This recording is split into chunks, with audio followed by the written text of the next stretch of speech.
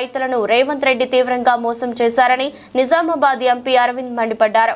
రాష్ట్ర ప్రజలకు ఇచ్చిన మొదటి హామీ అమలులోనే కాంగ్రెస్ ప్రభుత్వం విఫలమైందన్నారు. రైతులను మోసం చేసినందుకే కేసీఆర్ ను ప్రజలు గద్దెదించారన్న అరవింద్ ఎలాంటి షరతులు లేకుండా తక్షణమే రుణమాఫీ చేయాలని డిమాండ్ చేశారు. రేపు ఆర్మూర్లో రైతులు నిర్వహించే ధర్నా కార్యక్రమానికి పూర్తి మద్దతు ఉంటుందని స్పష్టం చేశారు. తెలిసిన విషయమే. అప్పుడు సాధ్యం కాని వాగ్దానాలని మేము పదే పదే చెప్పినాము. అది సాధ్యం కాదని కాంగ్రెస్ పార్టీకి కూడా తెలుసు.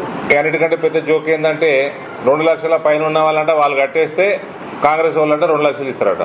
వాళ్ళు కట్టరా మీకెందుకే అంటే ఆ పైసలు తీసుకొని ఇటు ఇస్తాడా? రేవంత్ రొటేషన్ చక్రవర్తి అని నాకు తెలుసు. ఇప్పుడు ఆ టాలెంట్ అంతా ఇప్పుడు ఇంప్లిమెంట్ చేస్తున్నాం. అటు తీసుడు ఇటు అందించుడు తెలుసా రేవంత్ కి అలవాటే కదా. ఇప్పుడు అది ఇక్కడ రైతుల దగ్గర ఇంప్లిమెంట్ చేస్తే అంటే ఎట్లా?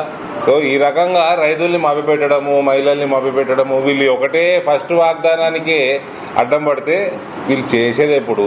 ప్రజలలో ద్వేషం పెరుగుతా ఉన్నది ప్రభుత్వం మీద. చేసింది అందరికి తెలిసిన విషయమే.